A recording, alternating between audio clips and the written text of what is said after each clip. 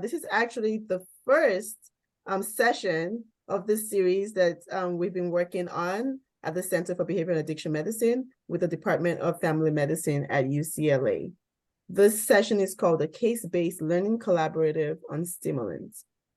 And the objectives of this series are to use a case-based learning approach to share experiences, educate, and disseminate the latest evidence-based data on the use of medications and other therapies for treating stimulant use disorders, and to also generate a network of providers and provide the latest evidence for treatment of stimulant use disorders. This is actually a CME session, so you have an opportunity to earn CME credits if you would like to apply for those. This session actually is really structured in a way where there'll be a presentation by our speaker, and the last 30 minutes or so will be really a case-based discussion. So we encourage folks who are on the Zoom to actually participate in these discussions, ask questions, jump in, raise your hand, or ask to unmute so you can participate in these case studies. So we're looking forward to this first presentation with Dr. Shoptaw today. This series are every 2 weeks, so we will have another session in 2 weeks on Friday at the same time. So we're looking forward to this first session, and then the next sessions will follow, and we'll send correspondence about that. So without further ado, we are 3 minutes past the hour. I'm going to go ahead and welcome Dr. Julio Meza, who will be our moderator today. Dr. Julio, please go ahead and introduce our speaker when you get it. Introduce yourself and our speaker. Definitely. Thank you very much. And thank you everyone for joining us today. And we're pretty blessed to have, and in my case, especially really honored to have this opportunity to introduce Dr. Shoptaw to kick pretty much this great project that, just to give a bit of background really briefly, is something that it came out of the idea of Dr. Shoptaw from our former fellows here in the Addiction Medicine Department in UCLA. They actually started with the planning, and now we have the opportunity to have this first meeting. And now, without further ado, definitely we're going to have as well our fellows present a portion of the topic today. But I'm going to introduce Dr. Shoptaw first, okay? And Dr. Shoptaw is someone who has been pretty on the field for quite a bit of time, and a lot of us, we've benefited from his knowledge. He has been a participant within the Department of Family Medicine for the past 30 years, and a mentor to me ever since I joined, not just as a resident. Actually, it's a really interesting story. I joined as an international medical graduate, a program that also is unique to UCLA. And one of the individuals who has been participant of that program as well is who? Dr. Shoptaw. Then I met him as a resident. I met him as a fellow when he said, you know what? We have the need to treat addiction medicine here in Los Angeles, and UCLA should be at the forefront, just like what we do always. So I have, with great gratitude and honor, I want to introduce Dr. Shoptaw, who's going to speak for us today. Thanks, Dr. Meza. And it goes without saying, you are awesome and our best and first addiction medicine fellow. So it's you set the bar really high. It's wonderful to be here. It's a bit daunting to be in this room. There's many of my peers from a while back, back when we started this work. It's great to see everybody. Also, I just want to point out that this is a really important day for me in the sense that we started the Addiction Medicine Fellowship with the idea that we'd be doing something big. This is a fellow concept. This isn't something that I pulled out of my head. This is something that the fellows said they want to do, and the fellows will be featured today. So I see this as a capstone for our fellowship here that we've reached this day, of which Dr. Meza is an important builder toward this point. So it's a partnership between the research and the clinical aspects going on. And it really is a marker that we are pushing our influence and trying to move treatments further out in the community. And, the other part about this is it's very important is the issue of the personal aspect of this. So that's why we're talking about patients. I'm going to walk through data. Some of it you've seen before, that'll go quickly. But we're going to move to case-based strategies because we want to have a conversation. And I'm going to stop talking because we need to get through to my stuff to the peers, to the patients. Let's get started here. So we're talking about medications for evidence for stimulant use disorder. Next, am I on? I don't have control. Next slide. Here are our disclosures. I have disclosures here from Alkermes, Indivior, and Gilead, and I also do some consultation to ALS and Clear Scientific. Next slide. So here's a poll. Which of the following medications has an FDA approval for treatment of cocaine use disorder? Dami, okay, great. And which of the following medications has evidence for treatment of methamphetamine use disorder, but is not technically FDA approved for this use? So if you can vote your conscience there. In the first one, there are 5 choices, and in the bottom one, there are 5 choices too. So you may have to scroll up to answer the second question, or you may not.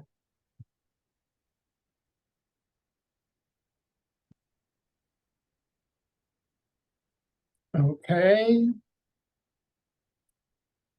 All right. Dami, what do our results look like? Do we know, or do we just move on? We have 39 participated. I can end it so we can see the results. Would you like to do that so we can move on? That'd be great. Yeah. All right.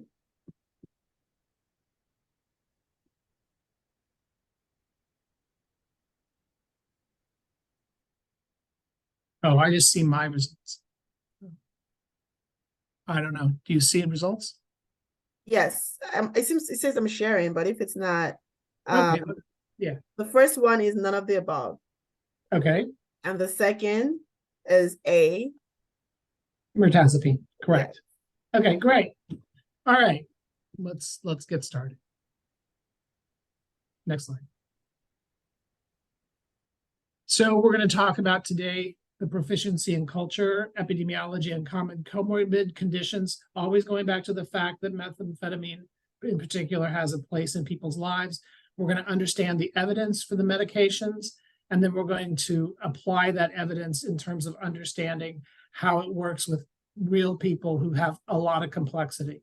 Next slide.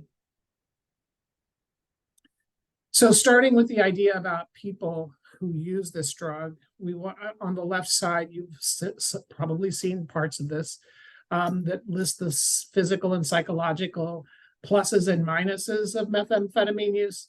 The other part of it is that methamphetamine fits within the culture of people's lives. Among gay men, it allows people to have sex and a particular kind of sex that's not available to people when they're not using methamphetamine. Shift workers to live in LA, it costs a lot to live here, so a lot of people work 2 jobs. Bikers and gang folks will actually get involved with methamphetamine for lots of different reasons, including selling the drug. Women like the drug and being able to continue to have all of their activities done and actually be interested in sex when their partner comes home at night. And the idea here is about weight loss. Methamphetamine helps people to, continuing around clockwise, among people who are rural or youth who have a lot of time to sit with. It helps pass the time. And more recently, a real function of methamphetamine is among the homeless folks because it allows people to stay up at night. So the drug actually serves a safety function by helping people to stay up at night when it's dangerous. And move on and sleep during the day. Next slide. The point about this slide is that across the country, the general population is still low of estimates of methamphetamine use, but among groups who are already using other drugs, methamphetamine is increasing. This includes people who are using heroin and other opioids and LSD. Next slide. This slide just shows you the current epidemiology data about cocaine, prescription stimulant use, and cocaine and stimulant prescription misuse. On the right, you can see that for the most part, people have allegiances to the drug that they use or the drugs that they use. And then you can see on the right, the really big risks are in the age band of 18 to 25, but there's still significant risks for stimulant use thereafter. Next slide.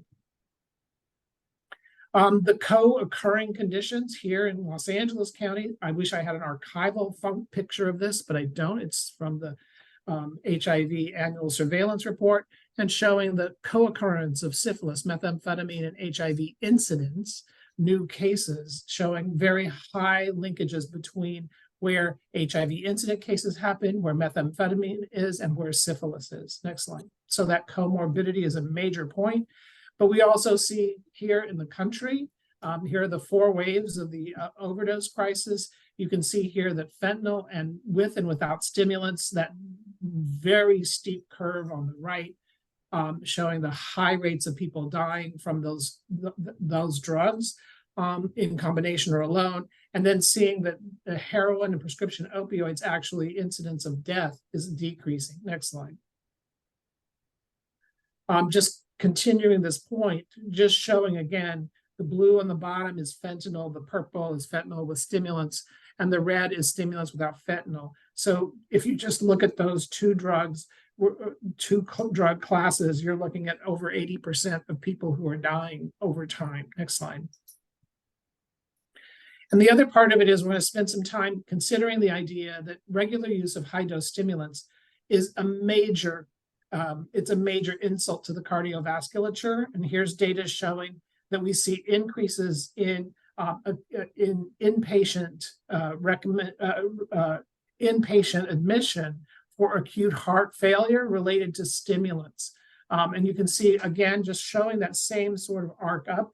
These are the latest data. I would imagine that we would continue to see this increasing. And the reason is because 1 single dose of stimulants may not cause a heart attack or a stroke, but a year of high-dose stimulant use sets up the damage to the cardiovasculature. We'll talk about that some in the cases, and that can actually that actually results in what goes on here. Of course, if you don't use stimulants, you're going to be doing better things to your cardiovasculature, generally speaking. But we're talking about addiction, and addiction is continued use despite knowledge of negative consequences. Next slide.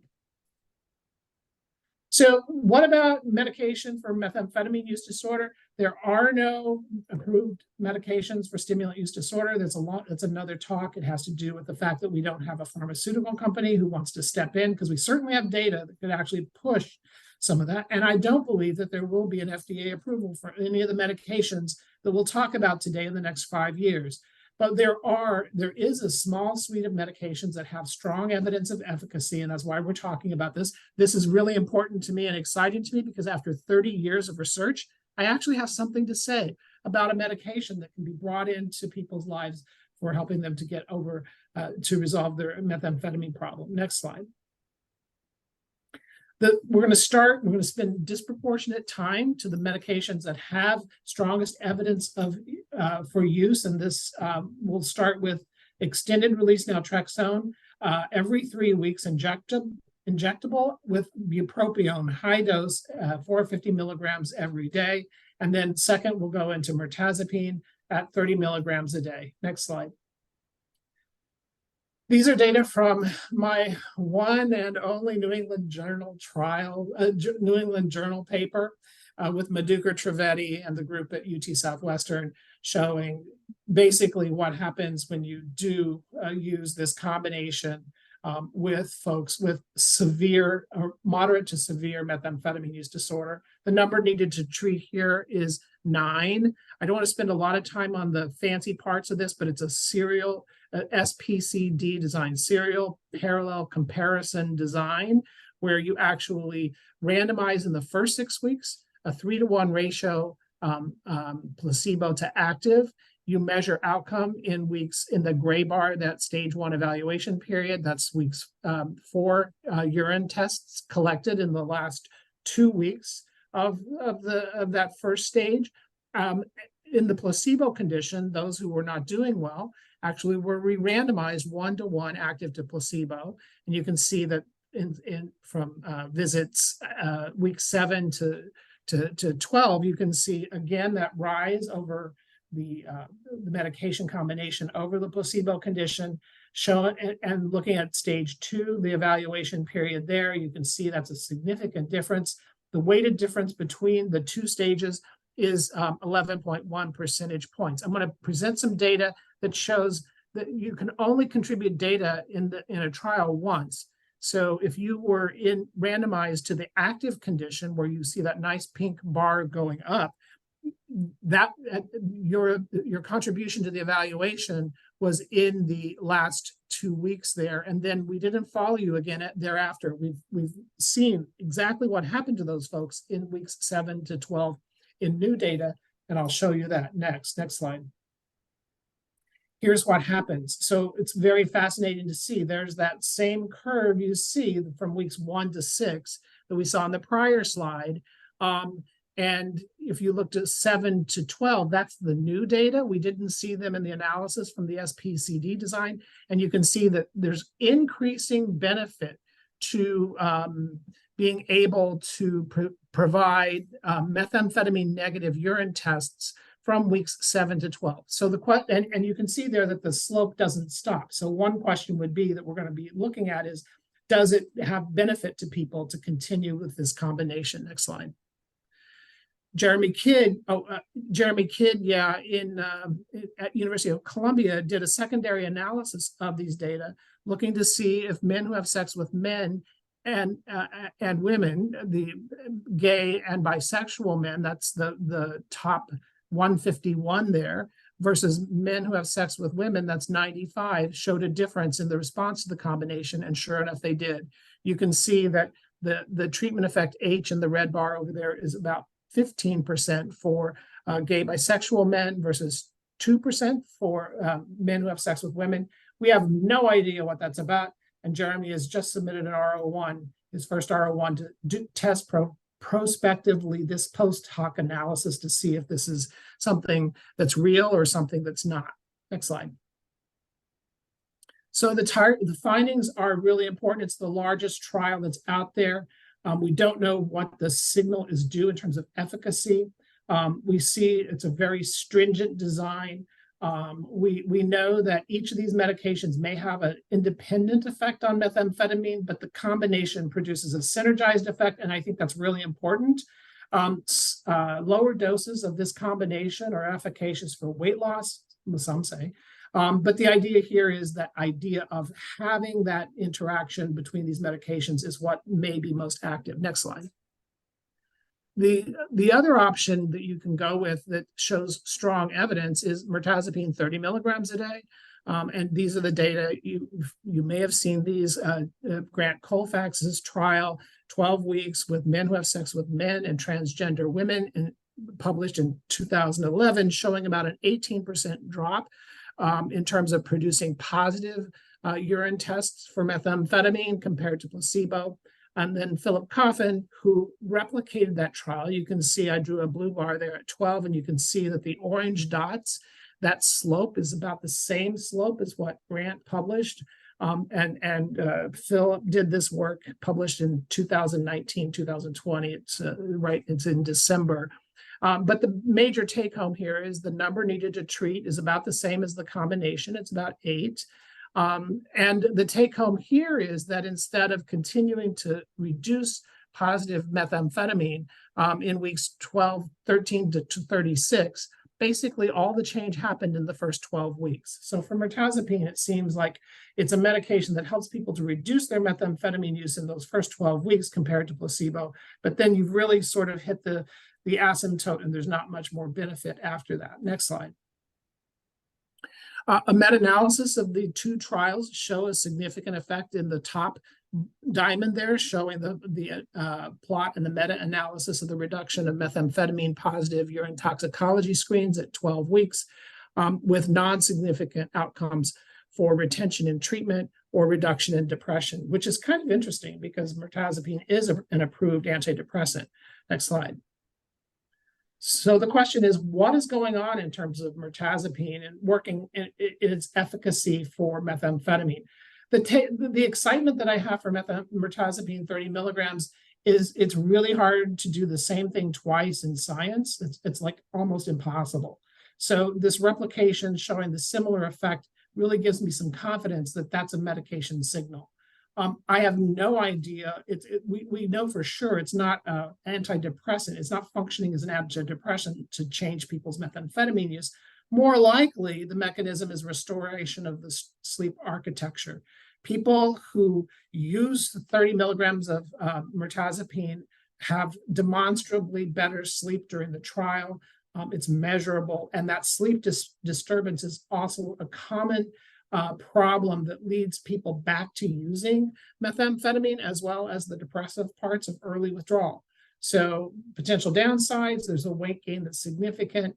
Some people have suggested going 15 milligrams as opposed to 30 milligrams, but in fact, that's the wrong idea, because 15 milligrams tends to have a higher weight gain than the 30 milligrams. Some people have said you need to step up to 30 milligrams, which again is probably, there's no data that says that that's what you would do. In general, what you want to do is just start with the 30 milligrams. At least that's where the data are. Next slide. There is an ongoing replication study, a large replication study in Australia.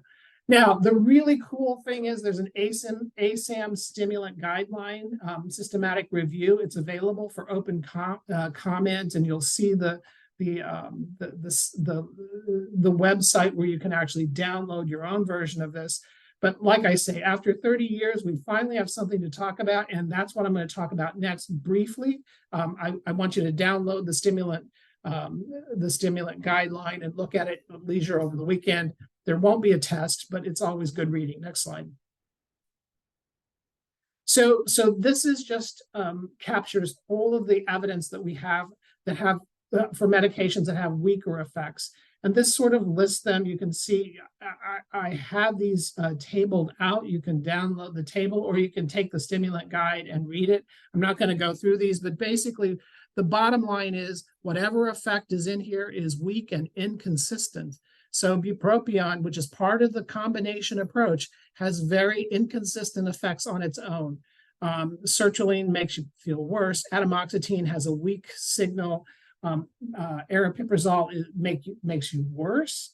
Methylphenidate actually can help you do a little better with your methamphetamine use. Topiramate has a little bit of a signal for reducing methamphetamine positive urine drug screens at 6 but not 12 weeks. And again, we get into this weak effect stuff. Oxytocin reduces symptoms but not drug use. Next slide.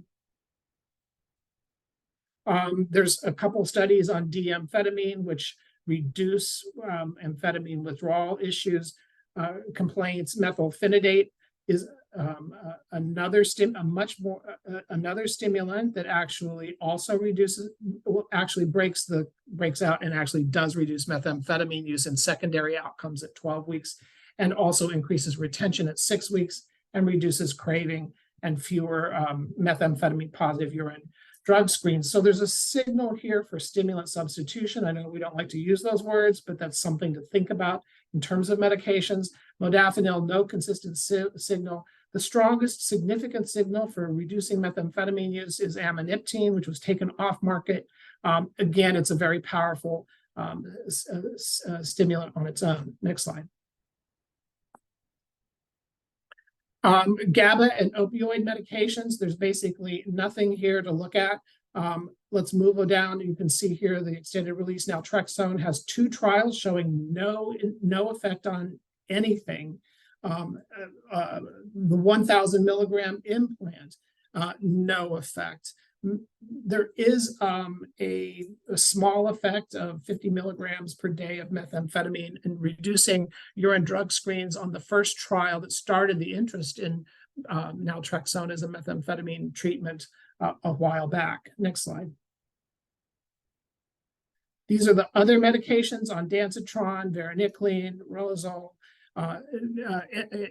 N-acetylcysteine, Prometa combination approach, transcranial direct cranial stimulation, and then there's nothing much there to pay attention to. I do want to point out that in a meta-analysis of antipsychotics, olanzapine and quetiapine are preferred for their antipsychotic effects, but they have no effect on methamphetamine. Next slide.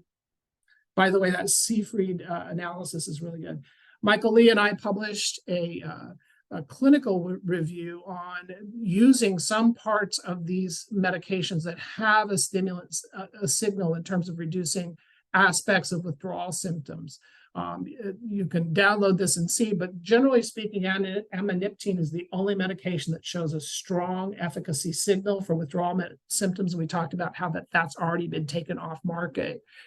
There are inconsistent signals for other treatments for methamphetamine withdrawal, and you can make some arguments for using them. And I list some of the symptom relief medications that have some of the better databases for mirtazapine, the combination of naltrexone and bupropion, repetitive RTMS during the first week of withdrawal seems to help reduce symptoms and late protracted withdrawal phases. There is an ongoing study right now in Australia looking at high dose for amphetamine withdrawal using high dose Lisdex, starting at 250 milligrams of Lisdex amphetamine and then reducing 50 milligrams a day to end at 0 over 5 days. And that seems to be helping people to stay in hospital and to complete withdrawal and then move forward. So stay tuned. There'll be more on that. Next slide.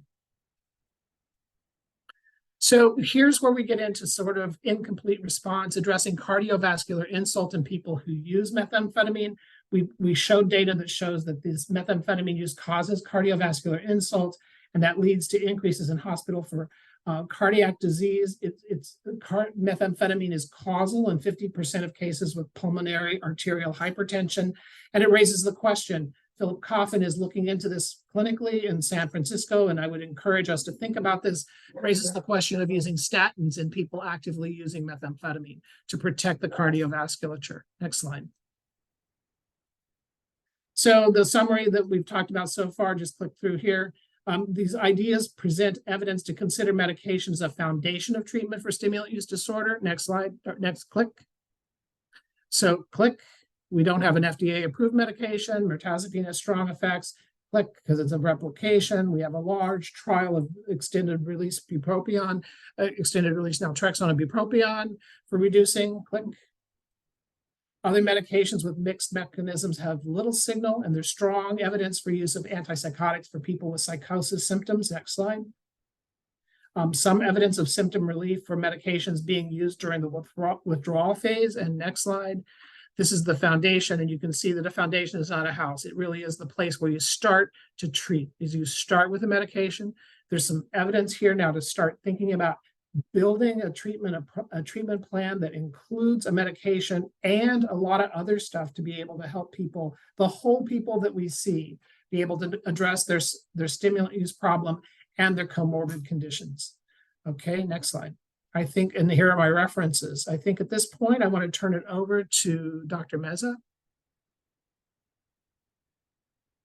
Next slide, you can click through here. There's a lot of references, sorry. Keep going. Okay, one more. There we go. Beautiful. Thank you very much, Dr. Shoptaw. We really appreciate this overview about medications. I know that it's a passion of Dr. Shoptaw, trying to find the best way to treat our patients with methamphetamine use disorder. Pretty much, it has been quite a lifelong journey for him. And, you know, I'm glad that some of these research has produced results, right? And we can apply this clinically. And that's why now I'm going to give the floor to our current fellows, Dr. Jessica Wang and Dr. Giovanni Cruz. They're currently in our fellowship in addiction medicine here at UCLA.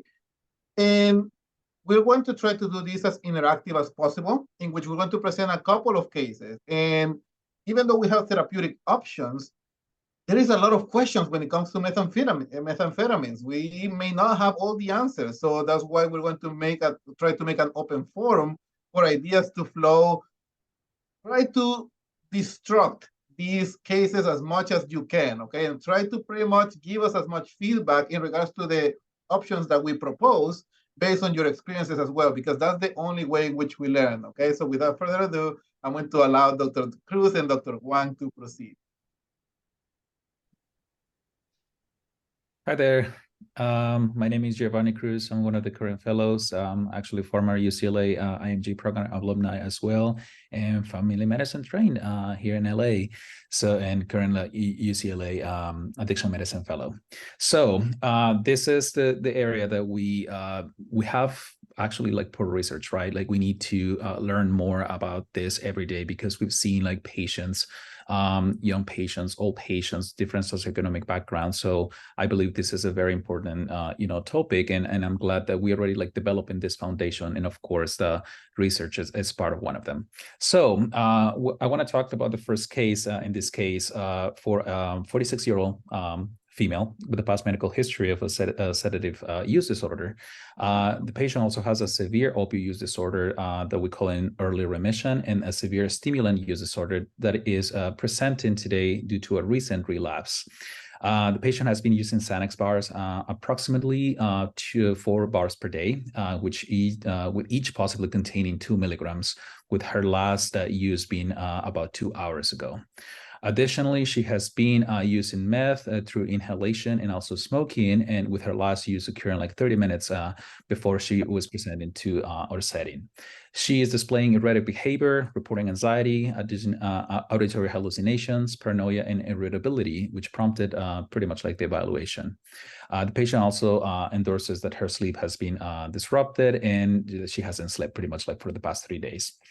On initial evaluation, patient endorses mistrust actually from the evaluator, think that she's at her aunt's house, and pretty much is questioning our presence, or and it's difficult to be redirected. So as far as we know, there's no history of bipolar disorder, there's no history of schizophrenia, and no previous history of psychosis. But she has been presented with erratic behavior under the influence. This is per relatives. There is a history of generalized anxiety disorder, PTSD, which the patient takes clonazepam, although no records have been found on PDMP. Next question, next slide.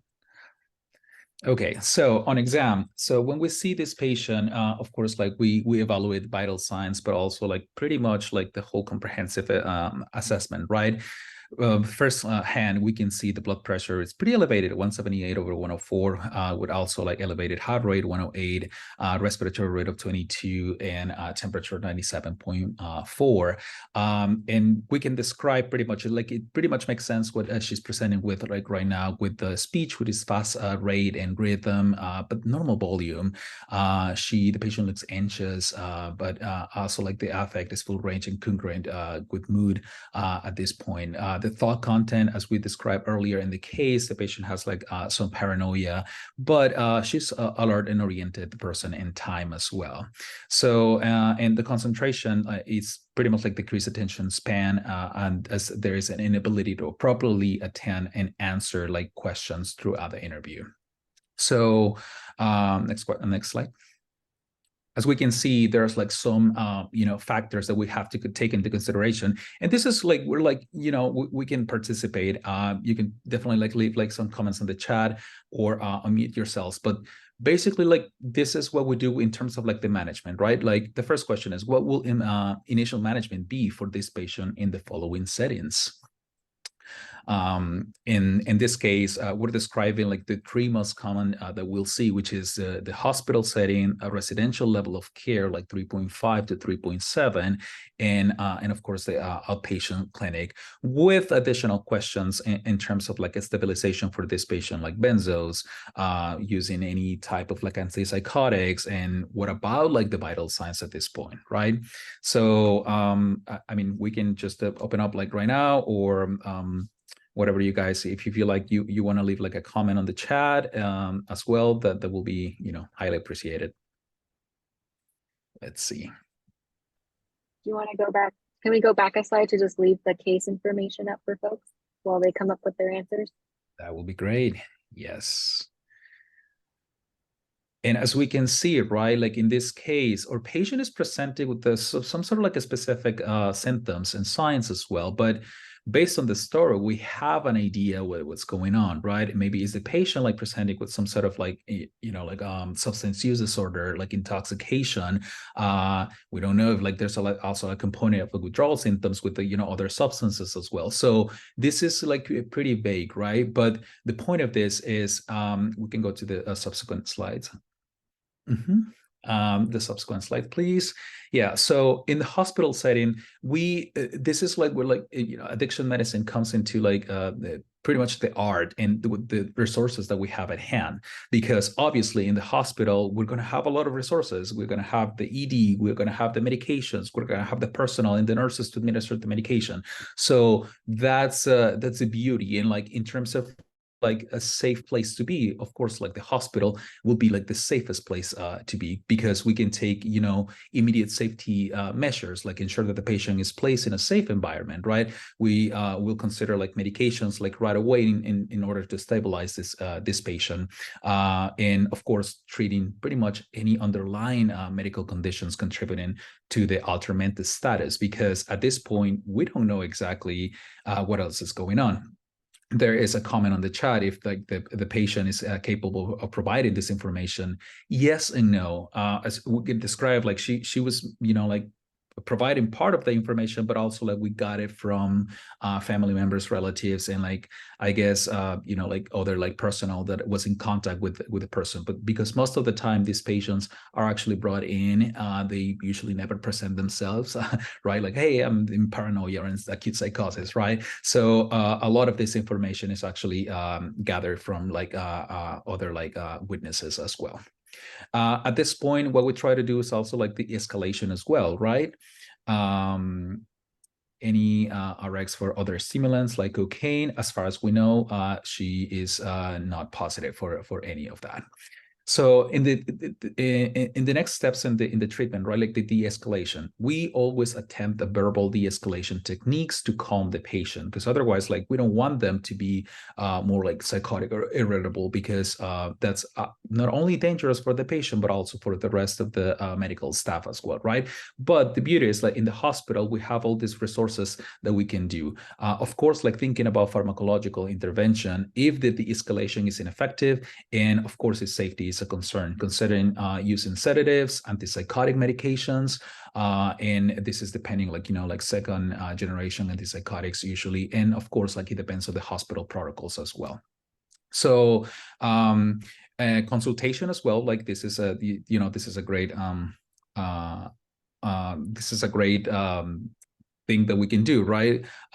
Psychiatric services, because this could be something related to that. Okay. Anyone else would like to, you know, like talk about any other like aspects that you would like to do, would like to order? How would you like, you know, manage this patient? Yeah, I see one of the questions there, Dr. Cruz, is how would you handle this patient? Let's say, would you give us an example on what you will do? Let's say in our headquarters here in Santa Monica Hospital, how would you handle someone who presents like this? Yeah, well, that's a great question, right? So this is where like we do the more comprehensive assessment, not only a psychiatric assessment, but is this truly related to a substance use, right? Because at this point, we have enough information to suspect that this is related to substance use, especially like meth, or maybe something that meth-induced psychosis. But I guess, am I biased because I'm doing addiction medicine, right? But we always make sure that we have the proper information. In this case, a UTOX, a CBC, a CMP, imaging as well, because we don't know if this patient is dealing with some other conditions as well. We don't know if this patient is taking other medications, interacting with like some substances that this patient has been used. So what I would probably have done is obviously like the immediate safety measures, medical stabilization with antipsychotics, probably de-escalation of the situation as well, the pharmacological intervention as mentioned, and obviously like this, the concurrent consultation with our psych colleagues as well. And of course, like trying to follow up as much, you know, as we can, the legal considerations of this, because sometimes like we have to, this is a balance, right? That we have to document pretty much everything, like the assessment, interventions, the patient behaviors, accurate and thoroughly as well. And of course, like this, always in compliance with laws regarding the involuntary psychiatric evaluation and holds, because we don't know if this patient is actually threatening like himself, like, or others. So it comes a lot. And this is the point that I wanted to mention in terms of the hospital. Since we have all these resources, we can do and order like these exams just to try to corroborate from the clinical part, right? If you're suspicious of like something related to substances, we need to analyze first, like what kind of substance like the patient has been exposed to, like and of course with the objective data, which is positive UTOX for something or something else related to that. So this is There's probably. There's a question in the chat about are most or all these tools available at the outpatient clinic? Thank you, Lincoln, because that's exactly the point that we're trying to hammer here. Gio just listed a whole bunch of things we can do in the inpatient setting, but because it's the hospital, we have everything. I know. I'd actually love to hear from, I think we have a number of folks from residential places. Yeah. If this was a new admit to your residential, what would you do differently? Or what could you do based on the setting that you have?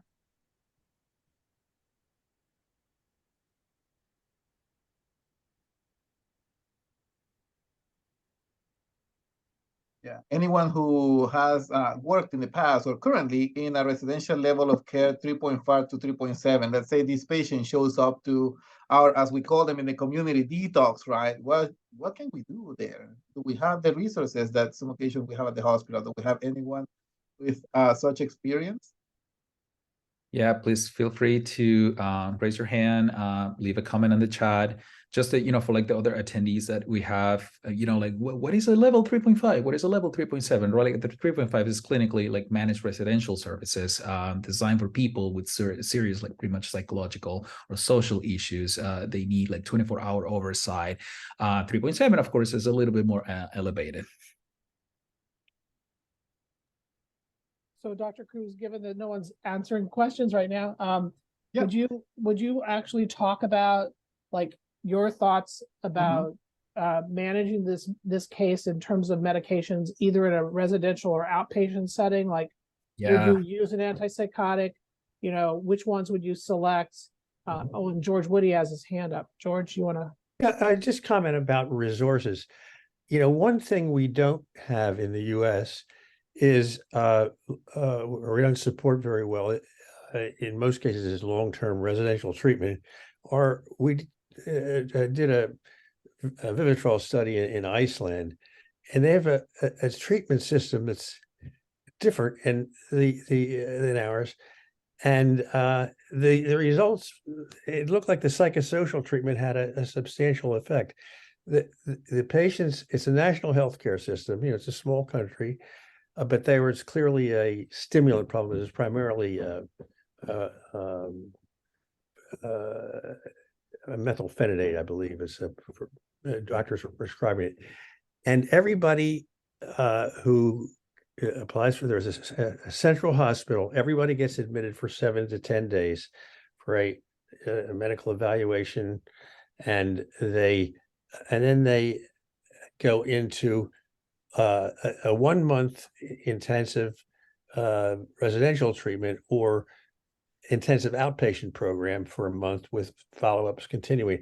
And the treatment's oriented toward like combination of cognitive therapy and 12-step. And the urine results in that were so, our statistician was used to looking at analyzing results of a lot of cocaine treatment studies. And he wondered if the patients were really drug addicts because such a high proportion of them had negative urines over, I'd have to look at the paper again, over an extended period of time.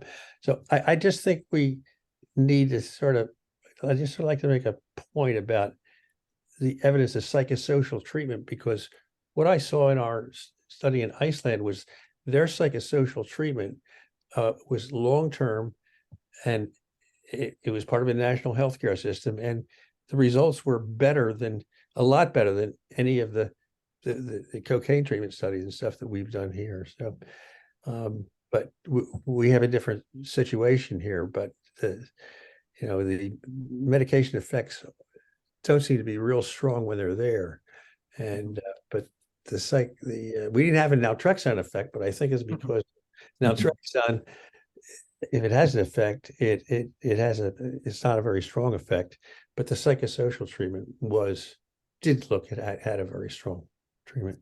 Anyway, very interesting, because actually yesterday I was having a conversation with another addiction psychiatrist, and he was mentioning that like pretty much in Europe, for some psychiatric comorbidities, we tend to like back off a little bit more on the medications, and they emphasize a lot in therapy and psychotherapy and other like methods that is not related to drugs. So it pretty much like echoes what you're mentioning right now. And I think Richard Cortez wanted to give a contribution as well of knowledge. Yeah. In Iceland, employers will send employees with drug problems. Alcohol has been traditionally their main problem, and they'll send them to treatment, and they'll expect them to come back in much better shape, and they rehire a lot of them. I was told. We didn't have data on that. But, yeah. Yes, Richard. Yeah, I've worked in detox residential outpatient for the last 20 years, and things have changed the way treatment is.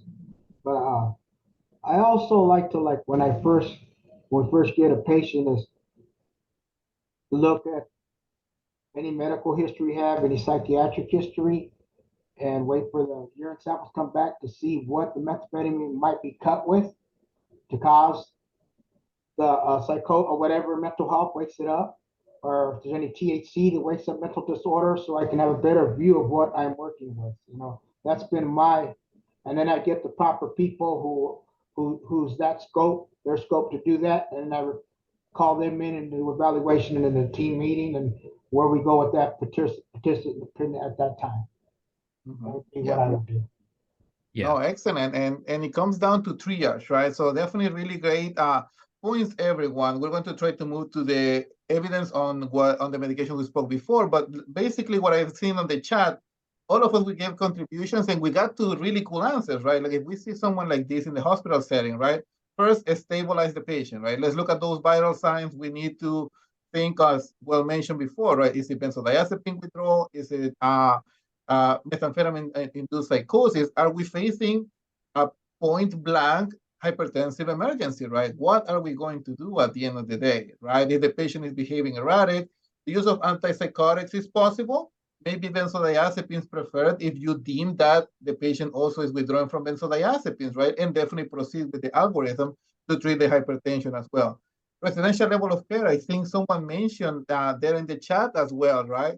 Is this a patient who's deemed to be fit to be admitted to this facility, or do they need to be cleared by a hospital and stabilized before engaging to treatment? That's key, right? Similar to an outpatient clinic, can I handle this, right? And someone really nicely also mentioned about a homeless shelter, right? What will we do there? We can offer them Seroquel. It is possible, definitely, right? And definitely as well, something to treat hypertension. And as we gain their trust by us offering medications for that symptomatic relief, more likely they are to come with us and say, you know what, it's helping, but not as much. Definitely my life is in danger based on my symptoms. I'm going to go to the hospital, okay? Can we go to the next slide to go over the next portion of the depiction of the medications that we can use? So sorry, Dr. Cruz. Yeah, no worries. Yeah, for sake of time, like after a few days, our patient went into a safer taper withdrawal benzodiazepines. Now the patient is endorsing hypoactivity, and anhedonia now endorses that is craving meth. After explaining the benefits and risks, decided to start with off-label use of bupropion and long-acting naltrexone. So what diagnoses are this medication approved for? Both of them, naltrexone or Vivitrol and bupropion. And we just, that was pretty much mentioned on the slides a few minutes earlier.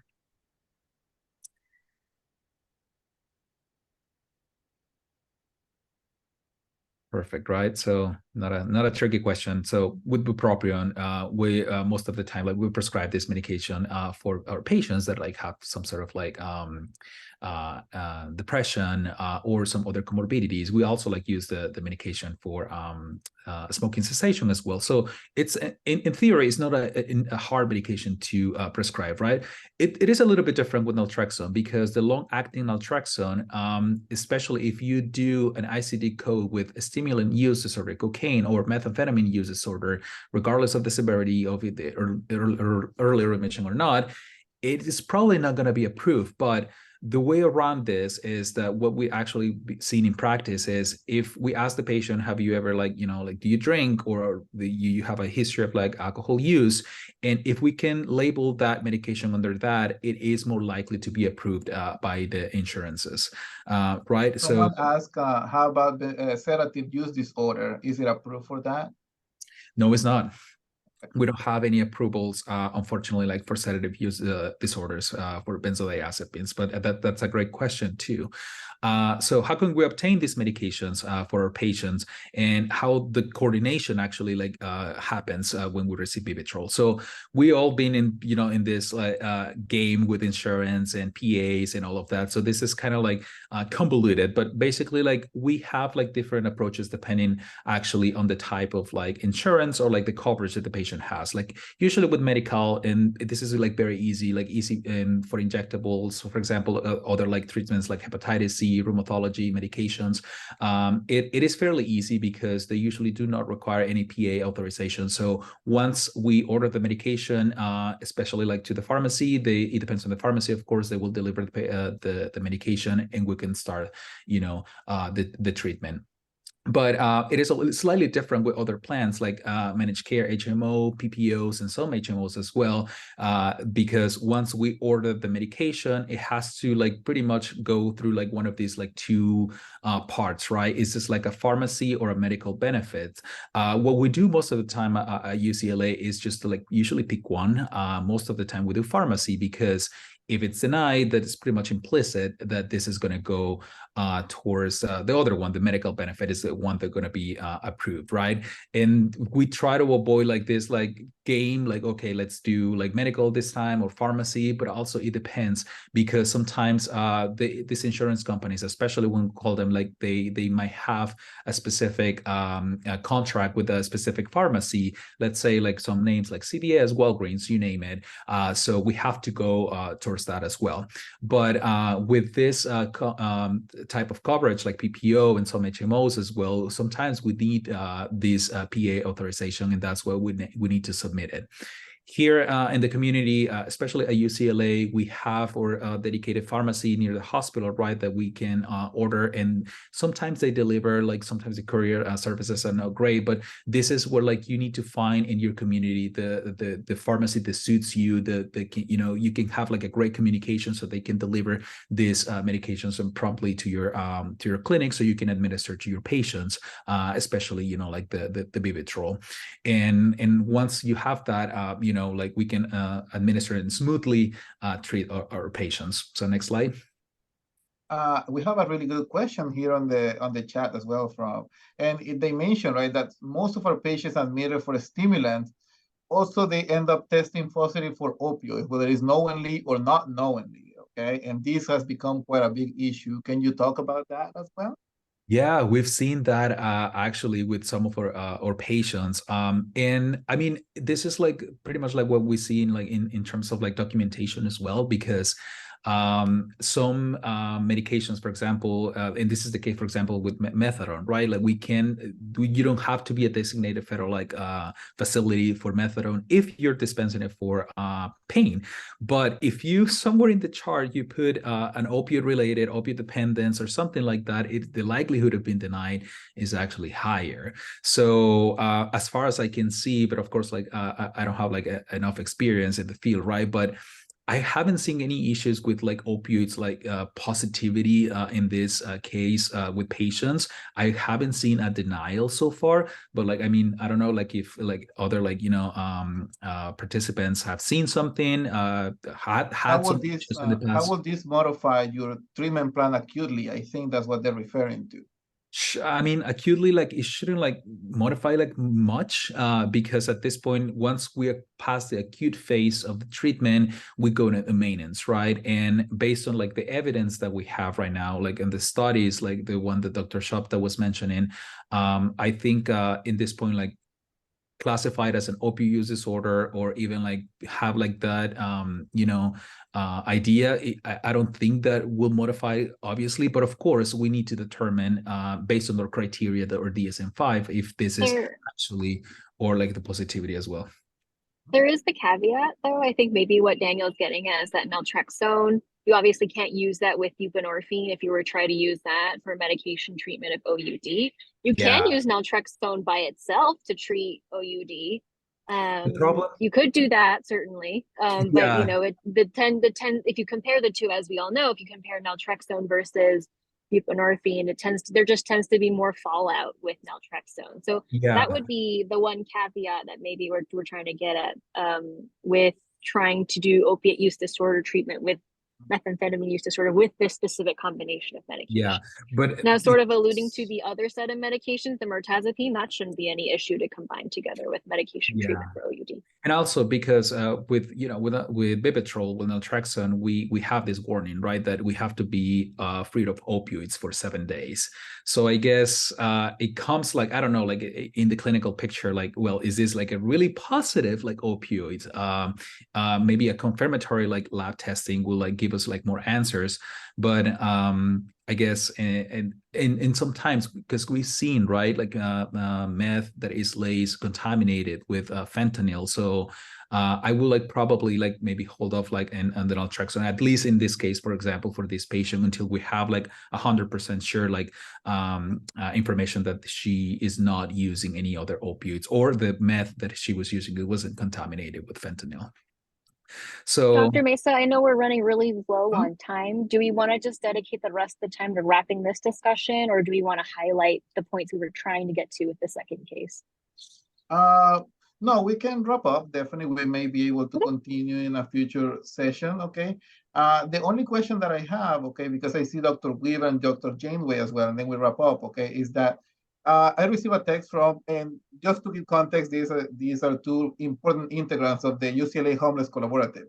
And this week, someone from the team asked me, as they were providing care to the homeless, that there was someone who was using both methamphetamines and opioids, and they had the desire to implement some of what you just described.